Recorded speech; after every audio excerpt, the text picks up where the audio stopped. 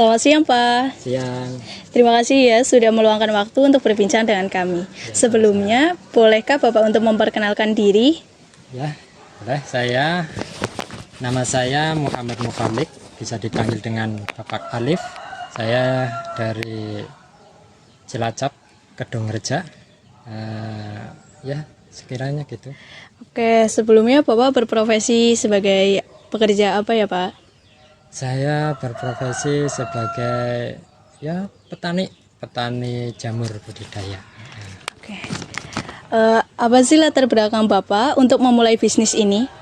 Latar belakang saya untuk memulai bisnis ini, saya lihat itu terbilang mudah.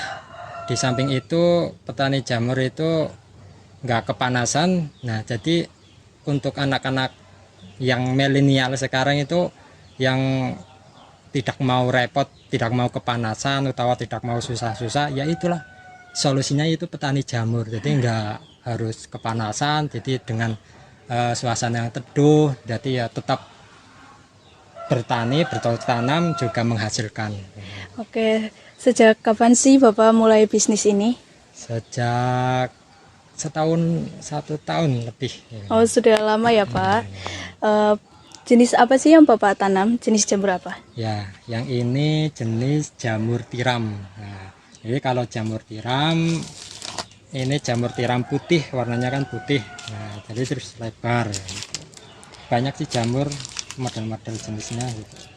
Kenapa Bapak memilih jenis jamur ini?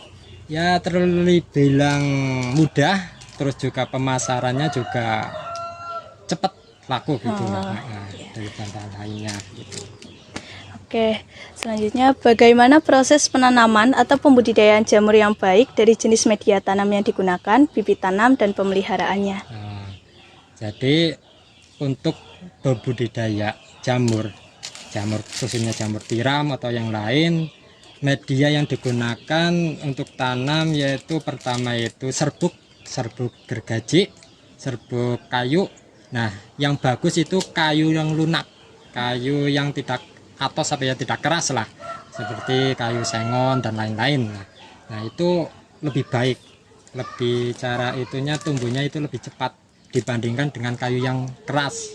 Nah, terus cara proses pembuatannya, itu medianya itu serbuk kayu, terus dedak, terus kapur, terus air.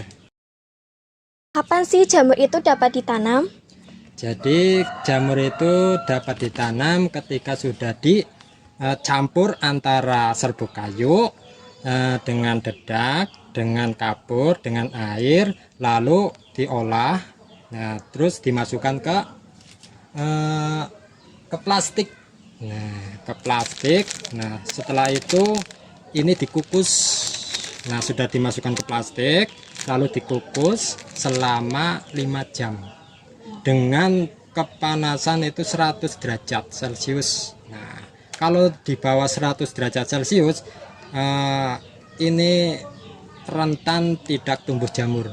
Nah, jadi nggak matang lah, istilahnya itu nggak matang, jadi nggak tumbuh jamur. Jadi harus benar-benar matang. Nah, jadi bisa tumbuh jamur gitu.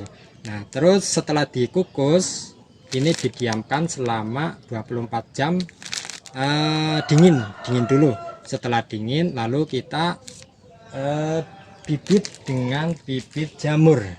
Nah, ini namanya bibit jamur. Ini dengan F1, formula 1, biasa dikenal F1. Nah, F1 bukan F1, F2. Nah, keliru ya, F2. Nah, ini bentuknya itu jagung. Nah, ini jadi dengan fermentasi dengan spora-spora dari jamur ini, terus diproses melalui proses panjang. Nah, akhirnya menjadi seperti ini. Nah, terus lalu cara untuk membibitnya ini diambil diambil 5 atau 8 biji. Nah, lalu dimasukkan ke baglok sini. Dimasukkan ke baglok sini. Setelah itu ditutup dengan koran kertas ya. Biar apa gunanya? Biar hama-hama tidak masuk ke sini. Jadi aman dari hama dan lain-lainnya gitu. Ya. Bagaimana strategi pemasaran yang dilakukan oleh Bapak? Ya, jadi strategi pemasaran saya itu lebih cepat, karena keluarnya masuk dan pengeluarannya itu saya ke pasar, ke dasaran itu. Ya untungnya saya udah ada pelanggan, jadi saya ke pasar, pagi-pagi ke pasar, di sini cuma nyetok-nyetok ke dasaran-dasaran pasar. Kalau kalau dititip ke warung-warung itu prosesnya itu lama juga ya. Jadi lebih cepat itu ke pasar. Apa tantangan yang sering Bapak hadapi dalam kegiatan pembudidayaan dan pemasaran jamur ini? Jadi tantangan dari budidaya jamur ini, dari semua orang mesti tantangannya itu cuaca. Jadi cuaca, kalau cuaca panas, nah ini tantangannya itu rentan kering.